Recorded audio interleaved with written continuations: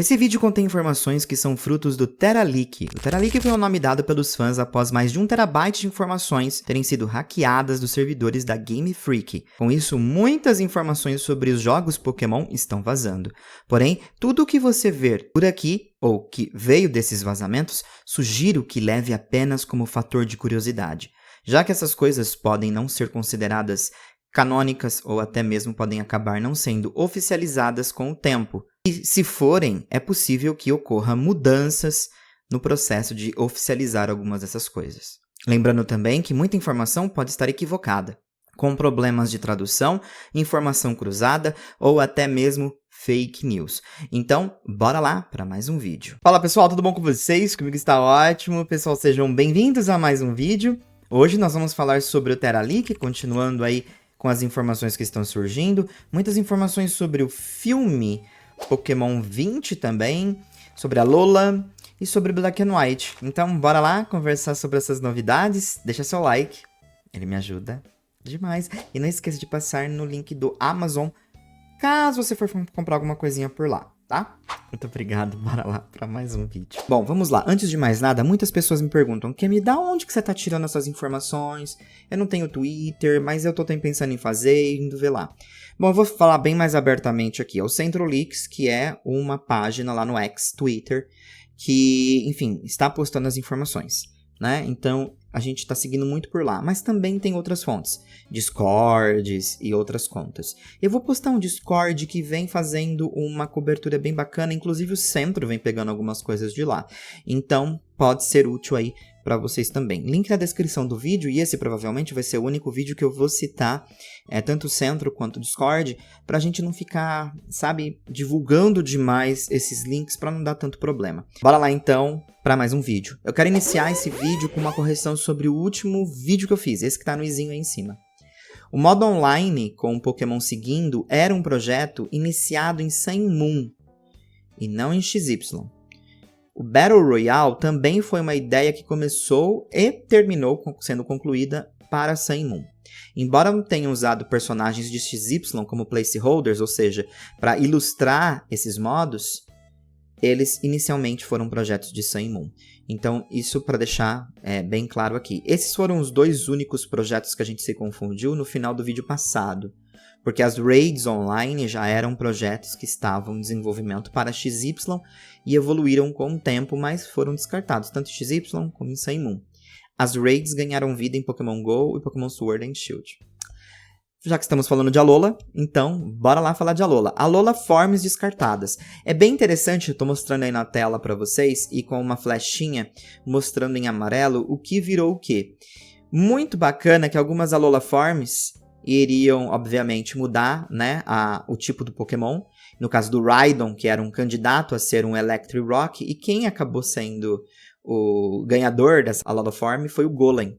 E aí nós temos o Sewed e o Gong, que pelo tipo a gente imagina que foi descartado para a chegada da Primarina.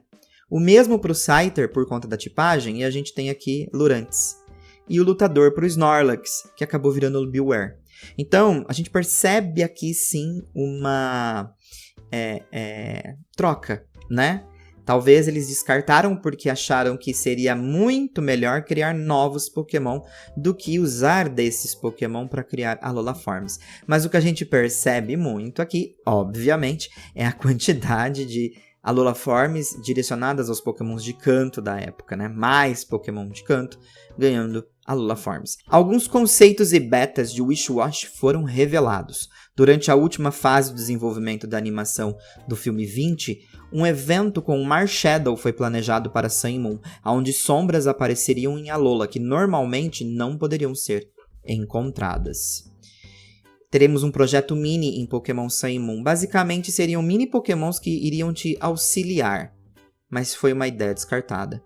Para Heart Gold Soul Silver, o Pichu Sparkling Ear teria variações de roupas. Agora Black and White. A Team Plasma se chamaria Team Destruction. A razão pela qual Reshiram e Zekrom estão nas boxes opostas desses jogos é que eles queriam demonstrar o Pokémon mais forte de cada líder da Team Plasma. E aí por isso que cada um está ali nas versões opostas. Reshiram representava bondade, Zekrom representava esperança. O design e a interface de Black and White foi feito para jogadores se sentirem descolados e sofisticados, passando uma sensação de que são mais velhos e estão vivenciando um jogo mais maduro. Pontes eram usadas não apenas como método de conectar a região, mas também para conectar aos jogos dos jogadores. Através da ponte, você poderia cruzar para o mundo de um outro jogador. O diversificado sistema de transporte de Nova York também estava planejado para ser utilizado. Você poderia pegar o trem, o ônibus ou barco, ou até mesmo uma locomotiva para se locomover pela região. Alguns dos trens tinham eventos especiais ligados a eles. A geração 5 foi originalmente planejada para durar até 2014. 4 Pokémons míticos estavam planejados também. Em 2011 seria um Pokémon legal como Darkrai. Em 2012 seria um Pokémon adorável como Jirachi e Mew. Em 2013 seria um Pokémon legal e misterioso como Deoxys. E em 2014 seria um Pokémon fofo, misterioso e poderoso, semelhante ao Mew. Mas todos eles descartados. As classes de treinadores foram expandidas para incluir pessoas diferentes, ocupações, dando a sensação de que o jogo está em uma sociedade real. Os NPCs receberam diferentes sotaques e dialetos para emular Nova York. Não havia área subterrânea ou bases secretas planejadas naquela época. Muitos Pokémons são baseados em animais e objetos reais para invocar a realidade. Para facilitar a compreensão dos locais, uma nova nomenclatura foi adaptada, semelhante a Nova York, incluindo mais palavras em inglês para torná-las mais interessantes. Por exemplo, a Rota 525 seria chamada de Avenida Pikachu. International Trainers seria um novo subconjunto de 7 treinadores que falam diferentes idiomas se você encontrá-los. Poderá batalhar com treinadores que falam japonês, espanhol, italiano, coreano, inglês, francês e alemão. O quarto do jogador principal agora é totalmente personalizável, semelhante a uma base secreta, mas não tem conexões com a internet. Seu jardim também muda dependendo da estação. Batalhas triplas foram criadas como grandes batalhas que ocupam toda a tela do videogame e utilizam todo o seu time. Esse tipo de batalha era planejado para eventos Pokémon como o Mundial de Pokémon. Agora sobre filmes. Nos documentos do filme 18 é revelado que todos os Pokémons lendários trazidos pelos Anéis do Hoopa eram os mesmos dos filmes anteriores. Ou seja, quando você vê o Lugia no filme ou qualquer outro Pokémon que apareceu em filmes anteriores, eles eram os Pokémon que estavam presentes naqueles filmes. Bom, pelo menos essa era a ideia. No filme 21, Zeraora foi um Pokémon original do anime, e o codinome era Inazuma. A gente deveria ter um Pikachu, um Charizard e um Heracross no filme. Bom, eu tava falando agora do filme 21, mas eu vou dar um passo para trás, porque agora nós vamos falar sobre o filme 20, que é o que mais tem informações e, assim, as que eu mais achei interessantes. Possibilidade de uma Ultra Beast aparecer no filme 20. E aparentemente poderia ser uma nova Ultra Beast não revelada. Ela começava com a letra D. E o codinome dela era Mozuha. Mas alguns acreditam que possa ser o Buzzwole. Porém, o codinome do Buzzwole é Expansion. Então fica essa dúvida. De qualquer forma, aparentemente uma Ultra Beast apareceria por ali. Pois é, tivemos algumas notas interessantes a respeito desse filme da Game Freak para o estúdio de animação. Devido à resposta positiva, continue criando filmes que desafiam os limites do que os filmes Pokémon podem ser. Considere fazer um filme apenas sobre Ash e Pikachu sem companheiros de viagem. Se você quiser que Ash interaja com personagens mais velhos, considere criar um design para o Ash que se encaixe no cenário, deixando ele envelhecido. O propósito de Marshadow é confuso e não parece que irá interessar as crianças. Masuda também fez um comentário sobre o filme 20 e aparentemente ele não gostou de como eles estavam escrevendo o Ash. O filme realmente me fez odiar o Ash. Pikachu regularmente demonstra o seu amor pelo Ash, mas ele continua magoando o Pikachu e seus outros Pokémon. Uma vez que ele desperta do seu sonho, ele nem pede desculpas para absolutamente ninguém. Aquela cena deveria ter sido usada para mostrar a aventura de Ash e Pikachu até agora. As referências a momentos memoráveis do anime parecem incompletas, e o amor de Ash por Pikachu não é bem transmitido. Então parece que o Junichi Masuda não gostou de como eles estavam escrevendo o filme na época. Finalizo aqui, primeiro dizendo que há quase um script completo sobre mudanças que eles fariam no filme 20 e depois eles acabaram mudando a rota. Isso tem no Discord, link na descrição, se vocês quiserem ler, é bastante coisa. Mas o que me chama muito a atenção nessas alterações foi a respeito da história do Pikachu. Eles decidiram que eles iriam contar um pouquinho mais sobre a história do Pikachu. Vale a pena lembrar que esse filme aparentemente se passa numa realidade diferente da do Ash do anime Pokémon. E lá eles queriam contar que o Pikachu tinha um certo trauma, porque vários amigos dele, antes dele ser capturado pelo Professor Carvalho, foram capturados por um caçador de Pokémon com várias Pokébolas. Então isso já deixou ele com trauma de Pokébolas.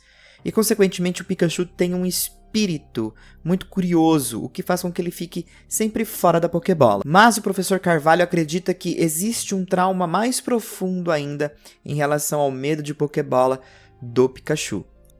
Confesso que achei bem interessante essa passagem e isso nos conecta com os acontecimentos em Jornadas, porque apesar deles não terem usado dessa história, terem ido para um lance mais soft, né, com o primeiro episódio de Jornadas contando, né, a infância do Pikachu, ainda assim dá para perceber que eles queriam arriscar uma coisa um pouco mais severa, vamos dizer assim, mas eles recuaram.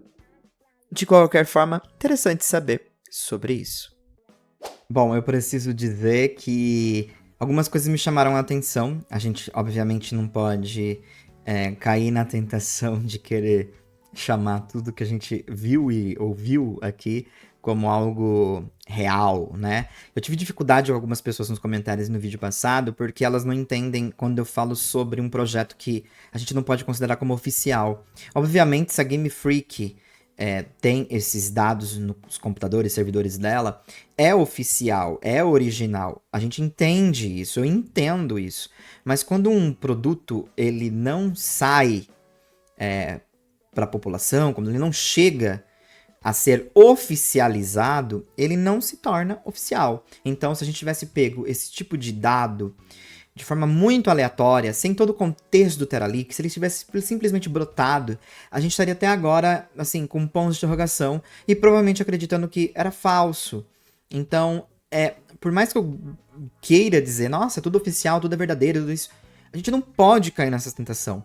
Assim, eu confesso que eu fiquei muito impressionado com o lance do Zero Hora, por ele ter sido originalmente criado pro anime.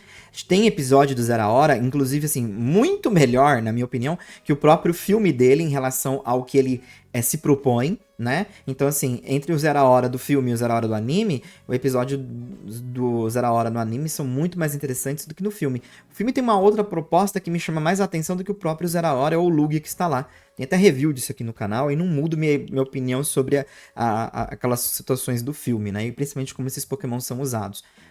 Mas é muito legal ver esse lance da criação do Zero Hora. Também sobre o lance que eles queriam trabalhar a respeito do passado do Pikachu. E a gente percebe isso depois com Jornadas, que eu acho que eles já estavam caminhando com uma vontade de querer trabalhar um pouco na história do Pikachu, né? E depois com a obra inteira completa, né, o projeto completo, a gente vê que, tipo, acho que era necessário fazer alguma coisa pro Pikachu e talvez colocar aquilo no filme poderia até entrar em conflitos com futuros projetos. Mesmo sendo realidades diferentes, né, eu acho que você ter esse comparativo, eu vendo assim, eu acho muito mais compreensível o trauma do Pikachu por Pokébolas com essa explicação do que simplesmente ele ser um Pokémon que não gosta de ficar preso na Pokébola, né? Apesar de Pokémons poderem entrar e sair da Pokébola como bem entenderem, mas ele parece de fato que tem um lance muito mais traumático com Pokébolas. Um forte abraço, quero saber a opinião de vocês sobre essas informações e a gente se vê logo logo aqui no canal do Camaleão.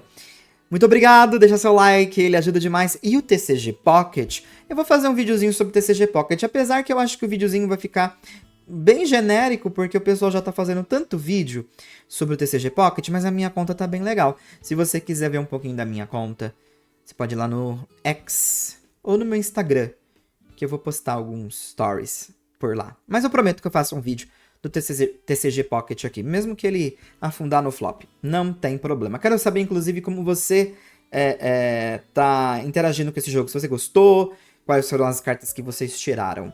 Eu vou dar um bizu aqui pra vocês, ó. Essas foram as cartas que eu tirei. Me diga aí o que vocês acharam. Forte abraço, a gente se vê logo logo. Fui!